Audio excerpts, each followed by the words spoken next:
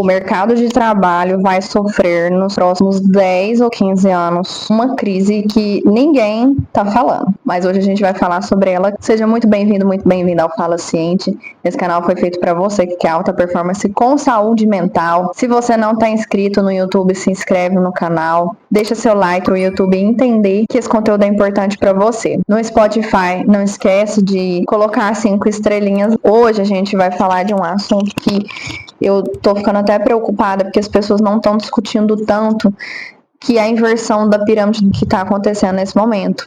Se a gente continuar na pegada que a gente está hoje, vai faltar gente para trabalhar. Já que são 5 gerações que estão trabalhando juntas, eu vou falar sobre os 5 princípios que reduzem drasticamente o ruído emocional dentro da sua empresa. Como assim ruído emocional? Não é ruído de comunicação, mas a comunicação, ela começa na nossa mente. Os conflitos começam na nossa mente. Então, a gente tem que tratar, são os ruídos emocionais, perfeito? Hoje, a gente já tem algumas empresas que identificaram essa possível crise, só que elas estão nadando de braçada nessa oportunidade. Eu vou falar por quê. Porque elas descobriram que não é valorizar extremamente as gerações novas ou as antigas pela experiência que elas já têm adquirido, mas utilizar de forma estratégica a mistura das gerações. E isso me fez lembrar de algo que eu trabalho até na minha mentoria de gestão de tempo, que não existe bem um equilíbrio de vida, um equilíbrio de processos, existe um equilíbrio emocional. E saber fazer a gestão desses perfis, saber colocar eles para trabalhar juntos é que onde está o sucesso. Quando a gente traz esse conceito para esse ambiente, ele revela algo sobre performance, inovação e maturidade emocional no trabalho. Então, qual que é o contexto que a gente está vivendo hoje? Se você não está muito por dentro dessa movimentação e do que as empresas que estão tendo sucesso já com esse novo cenário de pessoas no mundo estão fazendo. A estrutura populacional do mundo está mudando cada vez mais rápido e a ONU já disse que a população global de 65 anos ou mais deve dobrar até 2050, passando cerca de 10% para quase 20% da população mundial. Só que ao mesmo tempo, a taxa de natalidade está caindo em praticamente todos os países envolvidos e muitos deles a força do trabalho já começou a encolher. E alguns exemplos claros disso é que no Japão, quase 30% da população já tem mais de 65 anos. Na Europa, a proporção de trabalhadores por aposentado vem caindo rapidamente. E aqui no Brasil, o IBGE projeta que até 2040 o crescimento populacional economicamente ativo praticamente vai estagnar. Isso cria um problema estrutural, como eu disse no começo desse podcast, se a gente continuar do jeito que está, contratando pessoas cada vez mais jovens. E por muito tempo, a resposta das empresas sempre foi simples, que é substituir a experiência pela juventude. Mão de obra mais barata, oxigenação de empresa, enfim, tem os prós e os contras disso. Só que a gente tem que entender que o que está acontecendo hoje pode ser, e já é em muitas empresas que eu vou citar aqui, uma oportunidade de desenvolvimento. E o que está acontecendo hoje nessas empresas que estão tendo sucesso? Uma mudança de mentalidade. Cada vez mais organizações estão adotando força de trabalho intergeracional. Ou seja, são equipes compostas por diferentes gerações trabalhando juntas de forma intencional. É isso que é importante ficar na mente de vocês. Isso aqui é um movimento que ele não é só por conta da mão de obra que está disponível, é usar isso daqui de maneira estratégica, intencional. O que está acontecendo é que está funcionando muito bem. O estudo da Harvard Business Review mostrou que empresas com maior diversidade etária tendem a ter melhor desempenho em resolução de problemas complexos. Um outro dado relevante também que eu encontrei foi que a consultoria Deloitte, não sei se é assim que pronuncia, aponta que as organizações conseguem integrar diferentes gerações, também conseguem capacidade de inovação, transferência de conhecimento e estabilidade organizacional. Porque quando você une diversos capitais cognitivos, eles trazem a experiência, dos acontecimentos do passado, o que deu certo, o que não deu certo, o histórico também, compilando com que não tem ainda algumas crenças, que não tem ainda alguns vícios, que já traz um perfil de facilidade,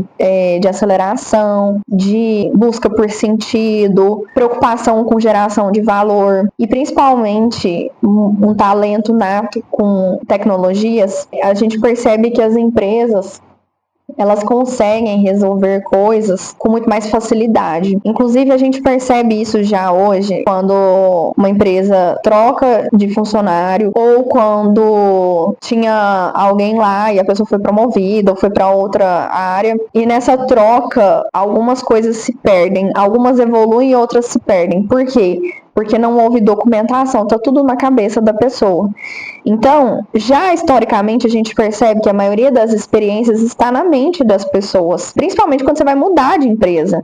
Você vai trazer o histórico de outra empresa, você não pode trazer uma documentação de outra empresa, mas o seu aprendizado, que você sabe que deu certo, que não deu certo, você já pode trazer como experiência e unir com essas outras aptidões de alguém que está entrando no mercado. Hoje a gente vê que profissionais mais experientes costumam trazer um histórico de conhecimento, como eu falei, fazer uma leitura estratégica e tomar decisões mais prudentes. Eles têm já um comportamento mais cauteloso. E já as gerações mais novas, elas, além dessa questão que eu falei da adaptação com tecnologia e velocidade também de execução, elas têm uma fluidez maior para lidar com a era digital. Então elas não veem mais como uma coisa separada dos processos, da imagem da empresa, elas já veem tudo como uma coisa só. E hoje, essas forças, elas se tornaram uma potência que tem surpreendido o mercado de trabalho. Os extremos, eles não agregam, porque é como se você excluísse algum aprendizado ou a importância de alguma dessas coisas. Por exemplo, quando você fala assim, eu quero ficar só alegre, eu não quero mais sentir raiva.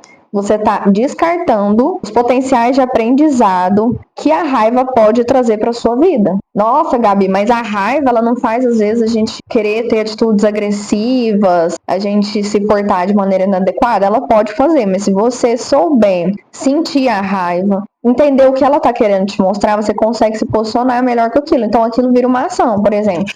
Tem um tipo de relacionamento que sempre me magoou. Você não vai entrar mais nesse tipo de relacionamento. Eu sempre fico triste quando eu saio de conversa que eu falei tal coisa. Então, você vai aprender, quando você estiver prestes a falar aquela coisa, você vai falar, não, eu não gosto de me posicionar dessa maneira, isso não faz parte dos meus valores, eu vou aprender a falar de uma maneira diferente para eu me sentir mais orgulhoso de mim. Então, quando você sabe nomear os seus sentimentos e utilizar eles, você sabe que nenhum deles é descartável, seja bom ou ruim. Eu acho mais apropriado, positivo ou negativo, do que bom ou ruim. Não existem sentimentos bons ou ruins. Os dois têm importâncias iguais na sua vida. Um ponto importante para organizações mais maduras e mais robustas, a gente tem que trazer o equilíbrio dos dois, e até hoje a gente não tinha sido forçado a fazer isso. A gente está aprendendo isso agora com uma mudança natural, e como eu disse, tem empresas que já estão tendo sucesso. A montadora alemã, BMW, criou um projeto chamado Today for Tomorrow, focado em integrar trabalhadores mais velhos com processos modernos de produção. E o resultado foi surpreendente. A linha de produção, ela foi redesenhada para incluir trabalhadores mais experientes e aumentou em cerca de 7% a produtividade e reduziu erros. Ou seja, além de aumentar os resultados, preveniu erros que já eram de experiência acontecer. Sem falar da expertise também da aceleração ali. A Procter & Gamble é uma empresa que mantém programas de mentoria reversa, onde funcionários jovens, eles ensinam líderes sêniores sobre tecnologia e comportamento digital, enquanto os profissionais mais experientes oferecem visão estratégica e experiência de mercado. Isso criou um ciclo de aprendizado entre as duas gerações. E a Deloitte, eu não sei se é assim que pronuncia essa, tem programas estruturados para a retenção de profissionais mais experientes, reconhecendo que o conhecimento institucional é um ativo difícil de ser substituído. Que é aquilo que eu falei, muita coisa a gente já vê que historicamente está só na cabeça de quem viveu aquela experiência, aquela visão, aquele sentimento, aquela percepção. Isso é algo que, por mais que documente não existe tanta riqueza de detalhes como na memória das pessoas. Agora, trazendo isso para um nível mais profundo, é uma lição sobre alta performance, que ela surge do equilíbrio das duas forças. Como eu disse, que não existe equilíbrio de vida, existe a gente se sentir equilibrado com os nossos valores, com os nossos objetivos. Para a gente extrair o melhor possível da vida agora, tá? Não estou falando só do âmbito profissional. A gente precisa de valorizar os diversos pontos de vista, nem que for para você aprender que aquele ponto de vista não atende à sua demanda, para entender que aquela experiência não agrega a sua trajetória ou o seu momento, beleza? Você vai me falar assim, beleza, Gabi, só que ainda existe muito conflito. Quem é mais jovem não tem paciência com o ritmo, com o jeito de olhar as pessoas das gerações anteriores. As pessoas das gerações anteriores acham as pessoas das novas gerações impulsivos, que as pessoas não raciocinam. Então, eu vou te dar aqui 5 passos práticos para você reduzir esse ruído emocional entre gerações, beleza? Primeiro, tornar explícitas as expectativas de comunicação, porque cada geração aprendeu a se comunicar em um ambiente completamente diferente. Agora elas estão em um terceiro ambiente onde as duas coabitam. E algumas foram até formadas em estruturas hierárquicas mais formais, né? Ou seja, aquelas estruturas verticais, e outras ou elas já foram formadas ou elas esperam estruturas horizontais. Então é importante a gente sempre deixar claro qual que é a expectativa daquela comunicação, como que ela será conduzida. Então, por exemplo, quais são os canais de comunicação para cada coisa? Olha, eu espero que chamado seja sempre feito por ordem de serviço ou só por e-mail, que o tempo para você responder esse tipo de demanda é tal tempo, porque, primeiro, tá? Com esse do canal de comunicação, o que é importante? Para as pessoas não acharem, por exemplo, eu preciso solicitar uma demanda e eu vou mandar uma mensagem para a pessoa, só que essa pessoa está ficando sobrecarregada recebendo mensagens dessa categoria de assunto. Então é melhor que você mande por e-mail. Para não ter esse ruído, não ficar criando clima, o ideal é padronizar. Você divulga isso para todos os canais da empresa, aí a pessoa, aí beleza, Gabi, mas ainda tem gente que manda mensagem sabendo que tem que mandar e-mail. Fala para a pessoa assim, olha, obrigado por entrar em contato comigo, faz um favor, me manda essa demanda no e-mail, que todas as demandas dessa natureza eu estou recebendo por e-mail para atendê-las lá assim que possível. E aí, o segundo, o tempo de resposta, que foi o que eu tinha falado. Até tantas horas, tantos dias, eu respondo esse tipo de demanda. Por que isso é importante? Porque, por exemplo, a liderança ela vai considerar que uma coisa está em atraso ou não com base em quê? Foi definido o tempo de resposta para aquele tipo de demanda? Então, precisa ser definido para que haja uma comunicação correta, se o ritmo está coerente ou não, ou se precisa mudar o tempo que a gente promete às nossas respostas, ou algum processo que não está adaptado em conformidade com as demandas da empresa, enfim. Daí já entra outras pautas. E estabelecer os formatos de feedback. O que acontece muito das vezes? Às vezes chega uma pessoa inexperiente, ela não sabe como é receber um feedback. E mesmo que esse feedback tenha sido muito bem feito, a pessoa fica muito magoada com o que ela ouviu ali. E acontece o contrário também. Às vezes a pessoa ela precisa fazer feedbacks e ela não sabe como fazer. E olha só, não é só a liderança que tem que saber fazer feedback. Os liderados também têm que saber fazer feedback, porque o contrário também tem que acontecer. Ou às vezes até ali em pares, né? Eles têm que dar um feedback para o outro. Então é preciso que isso seja ensinado, uma estrutura de como que esse feedback acontece e os momentos adequados para ele acontecer. Esse foi o primeiro ponto de eliminação de ruídos entre gerações, é a gente alinhar as expectativas. O segundo é separar a velocidade de qualidade de decisão. As gerações mais novas, elas são privilegiadas pela velocidade, mas isso às vezes numa tomada, às vezes, tá? Porque às vezes é necessário sim tomar decisões rápidas, mas às vezes isso prejudica essa tomada de decisão. Então, às vezes, quando essas duas vão definir ali quando que essa tomada de decisão vai acontecer, entra um conflito. Então, é outro ponto de definição que a gente tem que entrar, que é quais decisões precisam de velocidade e quais precisam de maturidade analítica. Um terceiro ponto é criar estruturas de mentoria cruzada. Por exemplo, a pessoa está muito lenta. Se ela fizer uma mentoria com alguém mais jovem para ela pegar ali uma tração maior, talvez ela não fique tão mais rápida, mas ela saiba gerir melhor esse excesso de cautela, esse excesso de análise e partir para um modo de trabalho mais objetivo. E o contrário também acontece. Então, procure conhecer bem quem que são essas pessoas dentro da sua empresa, faça análise de perfis para você saber quem pode agregar qual perfil e como que essas pessoas podem conversar melhor entre si, que é como eu falei, às vezes ela não vai se tornar uma pessoa mais acelerada, menos analítica, só que ela vai saber qual a importância dela se adaptar e dela se ajustar também a esses outros perfis na empresa. O quarto ponto é valorizar conhecimento tácito. Grande parte do conhecimento organizacional não está nos documentos, que foi o que eu falei mais cedo.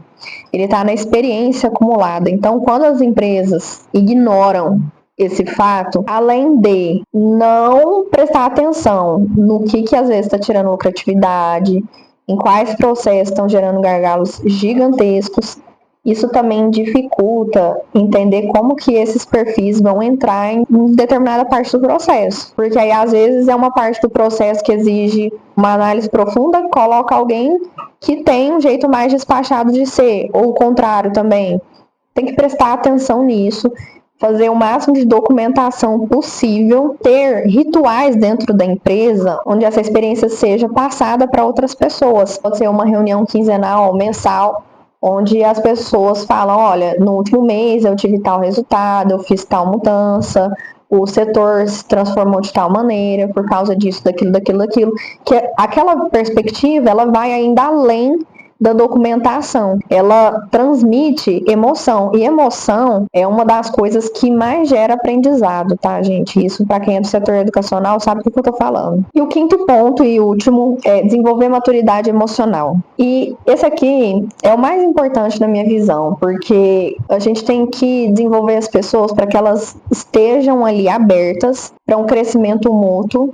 Por mais que exista a competição por cargos, por salários, a gente tem que entender que a gente não faz nada sozinho, principalmente dentro de uma empresa com várias pessoas. Você vai ter que envolver outras pessoas, você vai ter que ter bons relacionamentos com essas pessoas. Então, para você transformar isso em um ambiente mais leve, é importante que temas sejam trabalhados, por exemplo, comunicação, gestão de emoções, oratória. E a oratória, vocês podem até achar assim, mas a pessoa não é palestrante nem nada, mas veja bem, quando você trabalha a oratória, você aprende, primeiramente, a ouvir perspectivas distintas com mais atenção, saber utilizar melhor as informações que chegam para você. Segundo, você aprende também a integrar mais pontos de vista diferentes. Então, você sabe como que aquilo agrega no todo e não como aquilo agrega de maneira somente individual. E também é reduzir o ruído emocional antes que aquilo vire um conflito, porque a pessoa sabe que quando ela fala de X maneira com determinada pessoa, aquilo é um conflito. Uma coisa que é importante na maturidade emocional é que o que funciona com uma pessoa muito provavelmente não vai funcionar com outra. Só que cada um de nós precisa ser treinado e desenvolvido para lidar dessa maneira particular, individual.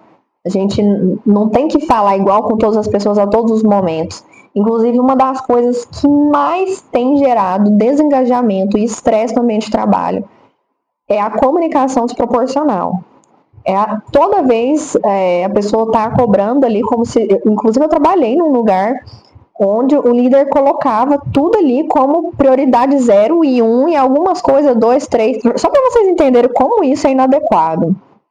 A palavra prioridade, ela nem existia no plural, ela existia só prioridade. Não tinha prioridades. A gente que foi adaptando e agora colocou como prioridades. Quando você vai enumerar o que a pessoa tem que fazer, tem que ser 1, 2, 3. Não existe 2 prioridades 1, não existe 2 prioridades 2. Inclusive, eu mesma, aqui no Instituto, eu não lido com todos os projetos como se todos fossem prioridade 1. Eu lido com o meu tempo e esforço de acordo com a prioridade de cada um deles, de acordo com a necessidade dessa priorização. Então, até mesmo na hora de você cobrar o seu colaborador, você tem que cobrar de acordo. Isso é prioridade 1, então eu vou ter um pouco mais de intensidade, um pouco mais de presença. E se a prioridade 2, um pouquinho menos do que em relação à prioridade 1. Até para você comunicar e cobrar, você tem que ter proporção. E por isso é tão importante desenvolver maturidade emocional. Gente, eu tô ficando com o nariz vermelho e coçando toda hora, vocês já viram? Mas eu tenho alergia, tá? Eu tenho rinite, olha. Estranho, né? Daqui a pouco eu vou tomar um remédio aí melhor. Olha lá, vai coçando tudo, ó. Eu tô falando isso porque tem gente me vendo no vídeo, né? Então só pra vocês falar o que tá acontecendo com ela. Quando você olha pra tudo isso que a gente conversou hoje, você percebe a grande lição que o mercado tá tendo que tomar da sociedade, do modelo de sociedade atual. E isso também eu vejo como um ato de muita maturidade, não é nem de coragem, porque eu vejo isso como uma necessidade já antiga, só que hoje as empresas estão sendo inclinadas a observarem isso com outros olhos e saber como usar isso de maneira estratégica. E alta performance, ela não nasce do excesso. É uma coisa que eu falo muito e frequentemente na minha mentoria, que em breve vai ter novas vagas e depois eu passo mais informações para vocês. Mas é que a alta performance, ela não nasce do excesso, ela nasce de um equilíbrio de forças. Não é eu ser rígido demais ou ser colaborativo demais, ela é sempre de eu saber ponderar conforme a situação. E a inversão da pirâmide demográfica, ela está sendo uma grande oportunidade estratégica para as empresas. Se a sua empresa hoje ainda não está testando isso, eu recomendo. Essa mesma habilidade que separa pessoas pode integrar essas diferenças, só que até mesmo para integrar elas, a gente tem que integrar de maneira correta, estratégica, senão vira igual o Big Brother, você coloca lá pessoas de perfis diferentes, todo mundo fica brigando, fica estressado, a flor da pele, então tem que fazer isso de maneira estratégica, que aí sim você vai ver seus resultados. Não é que isso é muito complicado, isso é muito difícil, mas existe o jeito certo de se trabalhar dessa maneira. Então pensem nisso na hora de fazer a contratação. Quando essas pessoas chegarem aqui dentro, o que elas vão encontrar? Como elas vão se encontrar aqui dentro? É isso que tem que ser pensado. Chegamos ao final de mais um podcast. Se você não se inscreveu ainda no nosso canal, se inscreva, curte esse vídeo para o YouTube entender que esse podcast é importante para você, para que ele entregue ainda mais conteúdo sobre esse tema. E se você está me ouvindo ou assistindo pelo Spotify, não esquece de colocar 5 estrelinhas. É só você ir nos 3 pontinhos lá na página do podcast, não é na página do episódio, tá? Na página do podcast, clicar nos 3 pontinhos, avaliar o podcast, colocar 5 estrelinhas. Uma semana de muito sucesso, muito produtiva, mas que você faça tudo isso com leveza e consciência. E a gente se fala na próxima terça-feira às 17 horas. Um abraço e até o próximo episódio.